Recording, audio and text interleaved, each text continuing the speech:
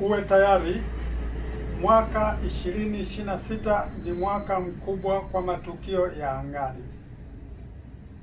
Mwaka 2026 utakuwa umejaa na kupatwa kwa ajabu kwa jua.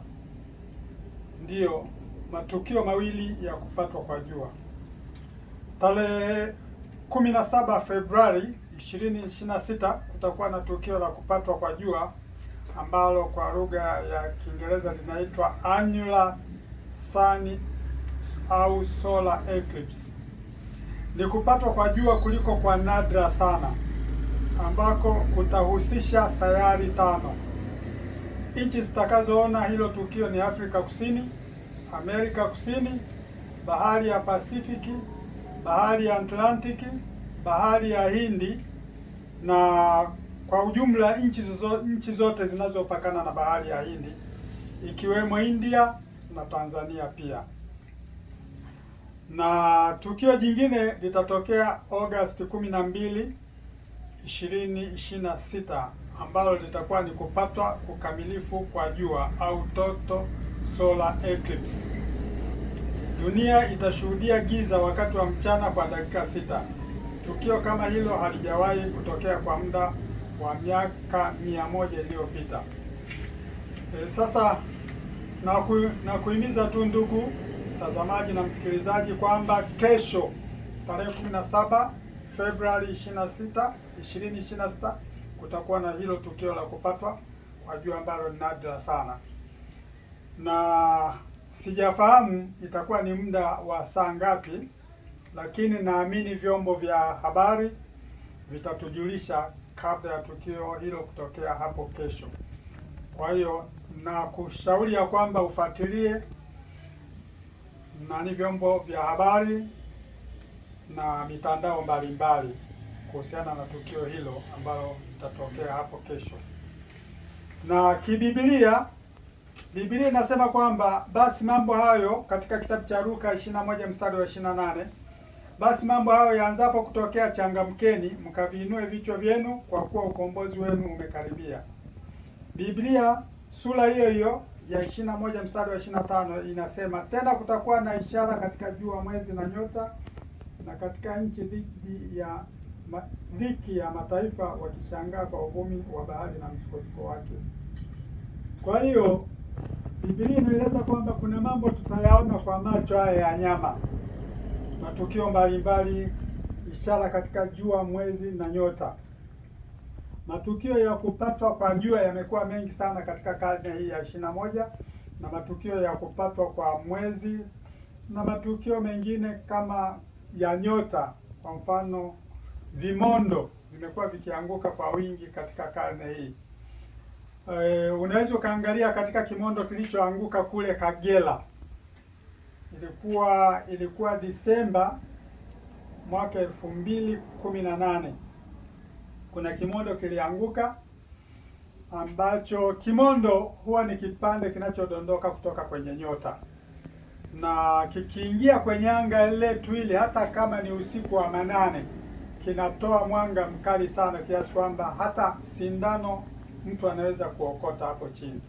Na ukiangalia katika mitandao YouTube kwa mfano, unaweza ukaona hilo tukio la kimondo kilichoanguka mwaka 2018 Disemba, na utaelezwa matukio mengine ya vimondo. Sasa kwa leo nijikite katika matukio ya kupatwa kwa jua. Muongo huu au tuseme hii karne ya 21 kumekuwa na matukio mengi ya kupatwa kwa jua. Robo karne tu ya 21 kumekuwa na matukio 22 na bado yanaendelea kutokea. Mwaka huu wa 26 nimeeleza yatakavyotokea, lakini nigusie mengine. Jumatatu ya tarehe 21 Agosti 2017, mamilioni ya Wamarekani kule USA walishuhudia moja ya tukio kubwa. Kwa hiyo tuangalie katika nani yangu hapa ya kupatwa kwa jua ambayo nimeandika hapa. Kwa hiyo tarehe 21 Jumatatu Agosti 2021, mamilioni ya Marekani walishuhudia moja ya tukio kubwa zaidi la kupatwa kwa jua kwa kipindi cha karibu miaka 100. Ukanda ambapo kulikuwa na giza totolo ulipitia Amerika Kaskazini kwa dakika 90. Oregon, kaskazini kusini ya Kansas, kusini ya Illinois, magharibi ya Kentucky, Tennessee, kusini magharibi na kusini ya Carolina, kaskazini mashariki ya Georgia, kusini magharibi ya Virginia. Kwa hiyo kwa muda wa dakika 90 walikuwa katika giza totoro. Tukio jingine lilitokea Aprili 8, 2024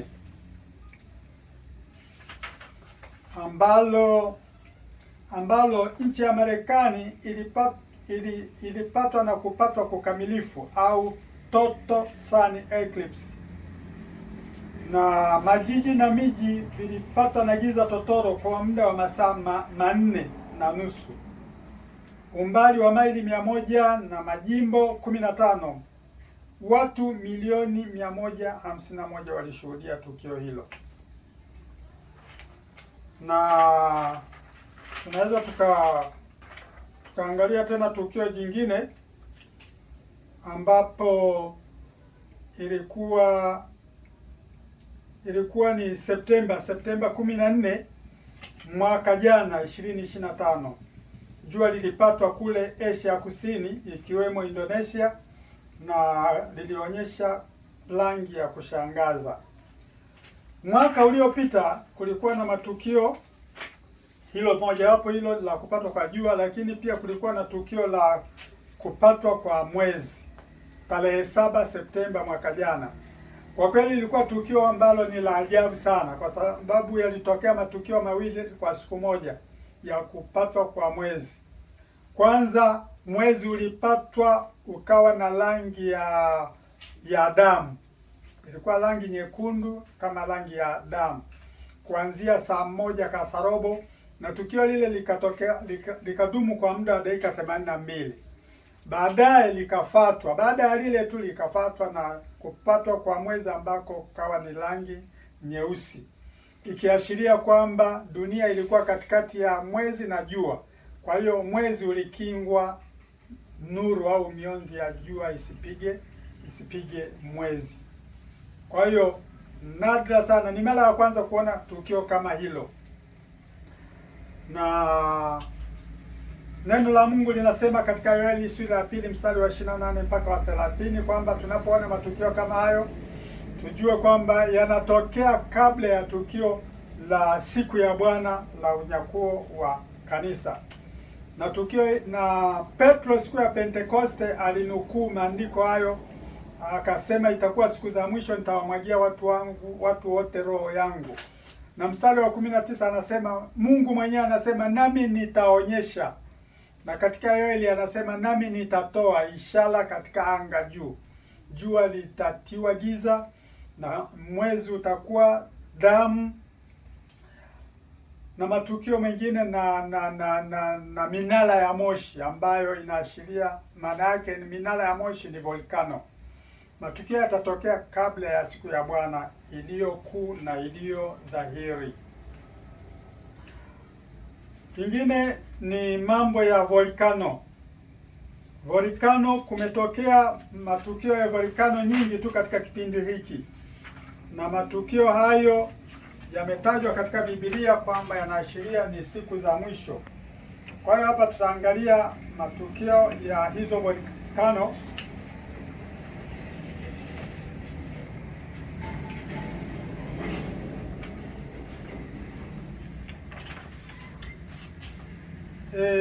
Mwaka 2000 kulitokea mlipuko wa volcano katika mlima wa St. Helens, jimbo la Washington, Marekani, baada ya ukimya wa miongo miwili. Muongo mmoja ni miaka 10, kwa hiyo ukimya wa miongo miwili inamaanisha miaka 20. Mwaka 2002 kulitokea mlipuko katika mlima wa Nyiragongo, Kongo DRC, na matope yake yaliharibu sehemu ya mji wa Goma. Mwaka 2004 kulitokea mlipuko katika eneo linaitwa Efara na Fental, Ethiopia. Kulitokea mlipuko wa volkano ambao ulisababisha bwawa la matope na kuharibu ardhi ya maeneo hayo. Aprili 17, 2005 volkano ilitokea katika mlima Kathara kwenye kisiwa cha Komoro. Tarehe 29 Mei 2006 volkano ilitokea kwenye mlima Kathara kwenye kisiwa cha Komoro huko. Januari 2007 kulitokea volkano kwenye mlima Kathara kwenye kisiwa cha volkano. 2008 mlipuko wa volkano ulitokea kule Chile, inaitwa Chaiten. Majivu yake yaliathiri usafiri wa anga huko Amerika Kusini.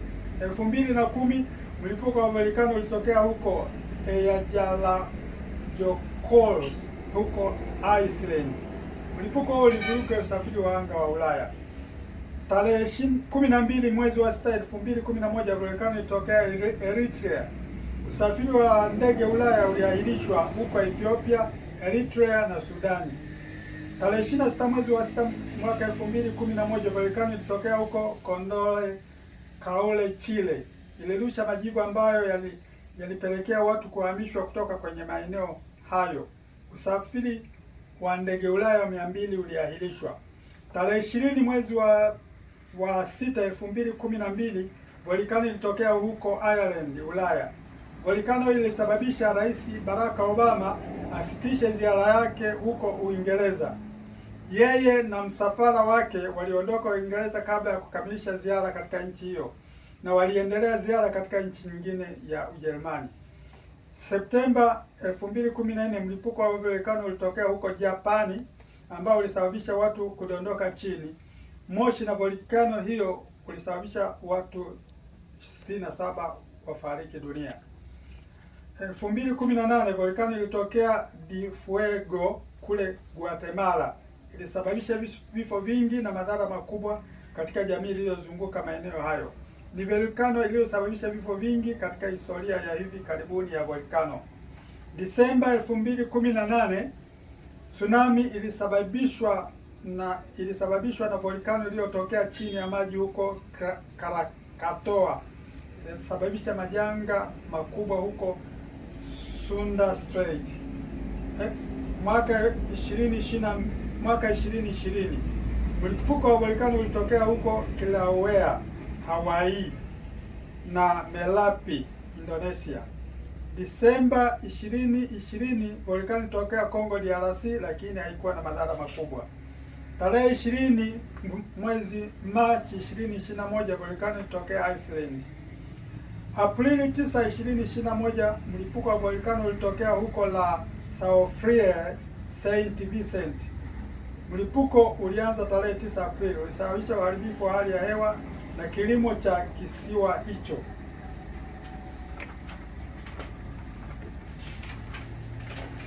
Na Juni 2021 volkano ilitokea Goma. Watu wengi walikufa kwa matope na moshi moshi wa sumu, na watu walionusurika walihamishwa. Tarehe 5 mwezi wa 12 2021 volkano ilitokea kwenye mlima Semeru huko Java, Indonesia. Watu 14 walikufa. Zoezi la kutafuta wahanga lilikuwa likiendelea kwa wakati huo. Tarehe 5 mwezi wa 12 2021 volkano ilitokea huko La Palma kwenye kisiwa cha Conakry. Majivu yake yalikwenda kuangukia Uingereza. Tarehe 15 mwezi wa kwanza 2022 mlipuko wa volkano ulitokea huko Huga, Toga. Mlipuko ulikuwa zaidi ya mlipuko wa bomu la atomic. Madhara yake yalikuwa katika maeneo mengi ya bahari ya Pacific. 2023 kulitokea na milipuko mengi ya volkano ikiwemo ya Sevilla, Urusi na Kilauea, Hawaii.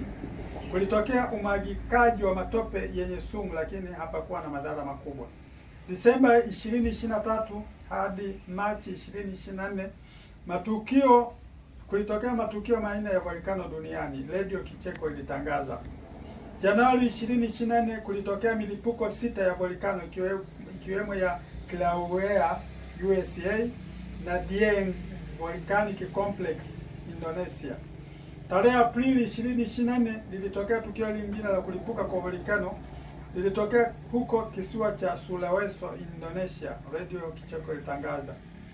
Januari 2025, tuseme mwishoni mwa 2024 na mwanzoni mwa 2025 ulitangaza milipuko 6 ya volkano ikiwemo ya Kilauea USA na Dieng Volcanic Complex Indonesia. Tarehe 24 mwezi wa 11 2025 kulitokea mlipuko wa volkano iliyotokea Ethiopia, sehemu inaitwa Hai Nagubi. Moshi wake ulikwenda umbali wa maili 9 angani na majivu yake yalikwenda na kukatisha bahari ya Sham, Yemen, Oman, Pakistan, kaskazini ya India, China hadi bahari ya Pacific. Ndege ya Ulaya hazikuruhusiwa kuruka katika maeneo hayo. Mlipuko wa volkano ulitokea baada ya miaka 12,000 ya ukimya. Fikiria, miaka 12,000 ilipita, hapakuwa na mlipuko. Iliwahi kutokea kabla huko, halafu ikapita miaka 12,000, ndio juzi tarehe hiyo 24 mwezi wa 11 2025 kukatokea mlipuko. Kwa hiyo hayo ni matukio yanayotuonyesha kwamba Bwana Yesu karibu anarudi kulinyakua kanisa. Mungu mwenyewe ameeleza katika neno lake. Tunapoona matukio hayo yametabiriwa kwamba yatatokea yatatokea kabla ya siku ya Bwana iliyokuu na iliyo dhahiri. Na Yoeli anasema siku hiyo ya Bwana ni kuu na siku inayotisha. Kwa hiyo ndugu zangu mnaosikiliza na kuangalia, mjue unyakuo wa kanisa umekaribia sana.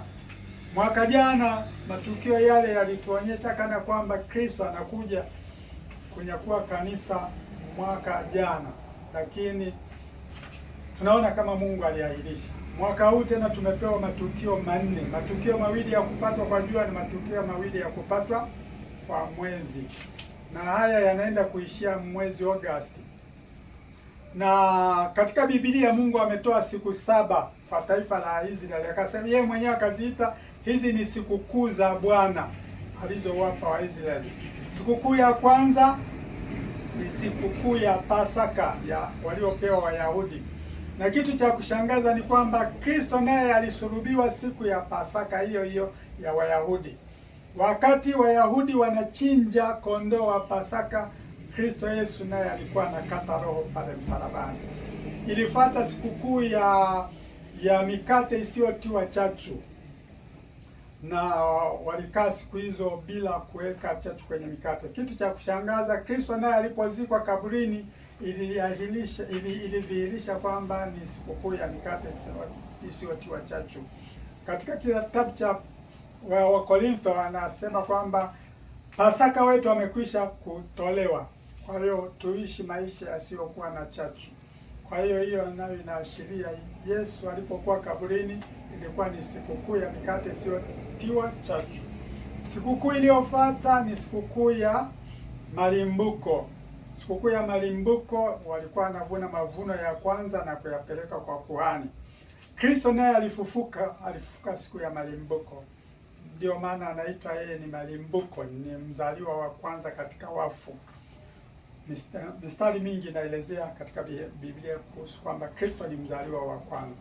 Kwa hiyo alifufuka siku ya malimbuko. Tunaona matukio hayo yanatimiliza sikukuu za Bwana Mungu alizowapa wa Israeli. Halafu Roho Mtakatifu akashushwa siku ya Pentecost. Hiyo ilikuwa siku ya mavuno ya ngano, na Roho Mtakatifu akashushwa siku hiyo. Kwa hiyo tunaona jinsi ambavyo Mungu amekuwa akitimiliza katika hizo sikukuu zinazoitwa alizoziita yeye mwenyewe kwamba sikukuu za Bwana ndizo hizi ambazo mtazipigia mbiu. Sasa imebakia siku ya matarumbeta, na siku ya matarumbeta inaangukia kwenye mwandamo wa mwezi wa Septemba au wiki ya kwanza ya Oktoba. Kwa mwaka jana ilikuwa mwezi uliandama tarehe 24, na hata Wayahudi walisherehekea sikukuu ya matarumbeta kwa namna ambayo sio kwa ya kawaida, na wao walikuwa wanamtarajia Kristo. Kwa hiyo Ukiangalia kwenye mtandao utakuta hiyo makuhani kama 100 hivi walipiga matarumbeta siku hiyo ya 24 Septemba mwaka 2025. Na wao walikuwa natarajia kabisa siku ile, wakiona mwezi walikuwa natarajia Masihi atakuja kwao. Lakini kiukweli ni kwamba kanisa tunamtarajia Kristo kuja kulinyakua. Wao na wao wanamtarajia Kristo, hao Wayahudi. Lakini kanisa tutakapoondolewa, atakayejidhihirisha kwa Wayahudi ni mpinga Kristo. Nao watampokea, watamkubali kama ndiye Kristo na atafanya agano nao. Wayahudi, mpinga Kristo atafanya agano nao, naona. Lakini katikati ya wiki au baada ya miaka 3.5 atakatisha, atavunja agano lile, na ndipo dhiki kuu itaanza. Kwa hiyo ndugu zangu, tujue mwaka huu tumepewa hayo matukio manne, na tujiweke tayari, tuwe tumeokoka. Kama hujaokoka, tafuta kuokoka kwa namna iwayo yoyote, maana bila wokovu hautaenda mbinguni. Parapanda likipigwa hautaweza kunyakuliwa. Tutakaonyakuliwa ni tuliookoka, tuliojazwa na Roho Mtakatifu, na tunaoishi maisha matakatifu, na tunaokesha katika kuomba. Bwana Yesu kila alipoongelea tukio la ujio wake alisema kesheni muombe. Kuna msemo tunazoea sana kwenye mtandao kwamba vigezo na masharti kuzingatiwa. Kwa hiyo na Mungu naye vigezo na masharti vinazingatiwa kwake. Hatachukua tu kiholela holela. Atachukua watakao kuwa wametimiza vigezo na masharti. Tunaona wale wanawali 10 wote walimtarajia bwana harusi, lakini 5 walikuwa wana hekima na busara na 5 walikuwa wapumbavu. Hao walichukua taa na mafuta yaliyotosha. Hao walichukua taa lakini mafuta yalikuwa kidogo. Bwana harusi akachelewa usiku wa manane. Hawa wakaishiwa mafuta. Wakawaomba wenye hekima, wakasema sisi hatuwapi, tunayo ya kututosha sisi. Walipokwenda kutafuta mafuta huko, bwana harusi akaja na wale waliokuwa tayari, wale wanawali wenye busara 5 waliingia pamoja na bwana harusi. Hawa walikuja baadaye wakakuta mlango umefungwa. Kwa hiyo sharti ya kuingia kwenye ile harusi ilitakiwa kwamba watu wawe tayari, wanatazi na mafuta, na wawepo pale pale kwenye lango, ili bwana harusi anapokuja basi waweze kunani. Kwa hiyo tujiweke tayari. Ninakuwa na mashaka sana kama mwaka huu tutaumaliza. Na mimi nashauri ya kwamba hebu tufuatilie itakapofika Septemba, tuweze kufuatilia hii sikukuu ya matarumbeta ya Wayahudi kwenye mitandao na nini, tuifuatilie kwa karibu. Ina mantiki yake, inaelekea kabisa kwamba ujio wa Kristo utakuja siku hiyo. Hatujui mwezi utaandama tarehe ngapi hiyo kwenye sikukuu ya matarumbeta ya Wayahudi. Hatujui mwezi utaandama tarehe ngapi, na inavyoelekea ukiandama, inawezekana tukio la unyakuo likatokea kutimiliza hiyo sikukuu ya 5, ambayo kwa sikukuu hizo za Bwana inaitwa sikukuu ya matarumbeta. Maana hizi zingine tayari zilishatimilizwa kama nilivyosema. Inafuata hiyo sikukuu ya matarumbeta, inavyoonekana itakuwa ndio hiyo ya unyakuo. Na hakuna mtu anayejua siku na saa ya hata huo mwezi utaandama nini. Tunaonaga wenzetu wa dini fulani, unakuta wengine wameona mwezi kama ni kuanza mfungo wao wanaanza, kama ni kufungua wanafungua, lakini unaona kuna kuwa na utofauti. Wengine wataona mapema, wengine baadaye, hivyo na hivyo. Kwa hiyo hata hiyo sikukuu ya matarumbeta haijulikani sana kwamba itakuwa siku gani. Cha msingi ni kuwa tayari. Sisi binadamu tunatakiwa kuwa tayari kila wakati. Kwanza maisha yetu ni kitendawili. Unaweza kesho usiamke ukiwa sawa, unaweza wiki ijayo usifikie, unawezekana mwezi ujao usiufikie. Tumeona wengine wanalala kimoja. Tumeona matukio hayo mengi tu. Kwa hiyo kwa ujumla sisi tunatakiwa kujiweka tayari kila wakati. Sio kusubiria nini. Kila wakati tunatakiwa tuwe tayari, kwa sababu hatujui Mungu atatuhitaji wakati gani. Unaweza ukahitajika ukakutwa hauko tayari. Wengine wanahitajika kwa kupitia ajali, wengine hivyo usingizi na lala jumla, mambo mbalimbali ambayo yanatufanya tumalize safari hapa duniani. Kwa hiyo ni hekima na busara kuwa tayari wakati wote. Mungu awabariki. Asante sana kwa kunisikiliza.